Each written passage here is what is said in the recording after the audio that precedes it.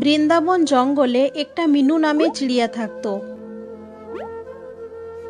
মিনু সেখানে তার ভাই ও তার মায়ের সাথে থাকতো। মিনু চিড়িয়া মন থেকে খুব ভালো ছিল। কিছুদিন আগে একটা বড় রোগের কারণে মিনু চিড়িয়ার বাবার মৃত্যু হয়ে যায়। মিনু চিড়িয়া ছোট থেকে বাবার ভালোবাসা পায়নি। মিনু চিড়িয়া প্রায়ই সময় পিহু চিড়িয়া ও তার বাবার ভালোবাসা দেখে নিজের বাবার কথা মনে করে করে কাঁদতে থাকে। একদিন কেঁদে কেঁদে বাবলি তার মায়ের কাছে এলো।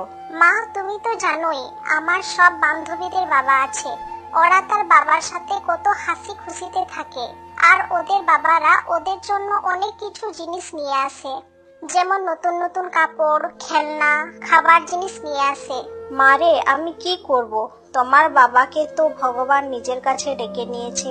সবাইকে একদিন যেতে হবে মা ভগবানের কাছে। তুই মন খারাপ করিস না, তোর বাবাও তোকে অনেক ভালোবাসতো। যখন তুই ছোট ছিলিস তখন তোর বাবা তোকে খুব ভালোবাসতো, আর তোর জন্য অনেক রকমের খেলনাও আনতো। আমার সোনা মা, আমার সবসময় বাবাকে মনে পড়ে। যখনই আমি আমার বান্ধবীদের তার বাবার সাথে দেখি, তখন আমার বাবার কথা খুব মনে পড়ে। কিন্তু আমি কি করতে পারি বল? আমি যতটা ভালোবাসা তোদেরকে দিতে পেরেছি দিয়েছি। আমি ভেবেছিলাম যে আমি তোদেরকে এতটাই ভালোবাসা দেব যে তোদের বাবার কথা মনে পড়বে না, কিন্তু আমি ভুল ছিলাম। এরকম কেন বলছো মা? তুমি আমাকে অনেক ভালোবাসো। এই বলে মা আর মেয়ে গলা ধরে কাঁদতে লাগলো। তখনই সেখানে মিনু চিড়িয়া দাদা রকি চিড়িয়া চলে এলো, আর তার মা আর তার বোনকে কাঁদতে দেখে তাদেরকে জিজ্ঞাসা করলো, তোমরা দুজনে কাঁদছো কেন? কি হলো মা? কিছু না সোনা, তোর বাবার কথা আজ খুব মনে পড়ছে, এই জন্যই কাঁদছিলাম, আর কিছু না।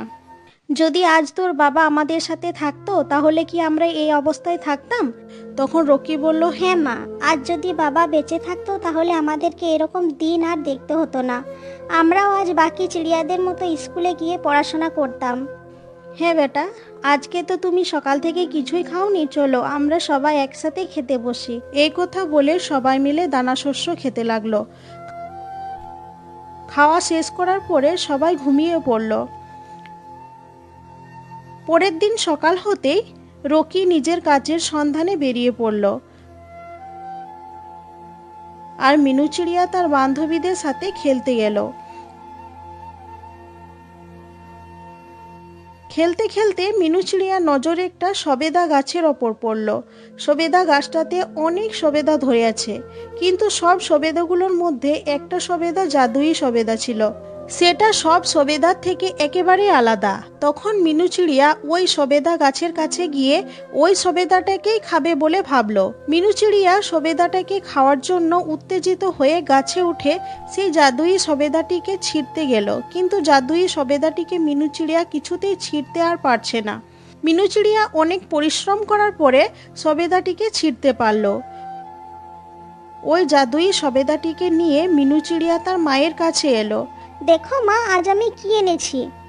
এই বলে মিনু ও তার মা টুনি চিড়িয়া যখনই সবেদাটিকে খেতে যাবে, তখনই সেই সবেদাটি থেকে একটা আওয়াজ আসলো, আমাকে খেও না, আমি একটা জাদুই পড়ি। অনেকদিন আগে আমি আমার ভুলের কারণে এই সবেদাটির মধ্যে বন্দী হয়ে গেছিলাম, কিন্তু আমার কাছে অনেক শক্তি আছে। আমাকে তোমরা মেরো না, আমি তোমাদের সব ইচ্ছে পূরণ করে দেব। ঠিক আছে, আমরা তোমাকে মারবো না, আর এখানে তোমার কোনো অসুবিধাও হবে না, আর এখানে তোমার কেউ কোনো ক্ষতিও করবে না। দিন যেতে যেতে আস্তে আস্তে সেই জাদুই সবেদাটি মিনু চিড়িয়ার সব ইচ্ছা পূরণ করতে লাগলো, আর দেখতে দেখতে মিনু চিড়িয়া অনেক ধনী হয়ে গেল, আর জাদুই সবেদাটার কারণে মিনু চিড়িয়ার ভাগ্যটাও খুলে গেল। বন্ধুরা, সেই জন্য বলে দুঃখ কষ্ট চিরকাল কারোর জীবনে থাকে না।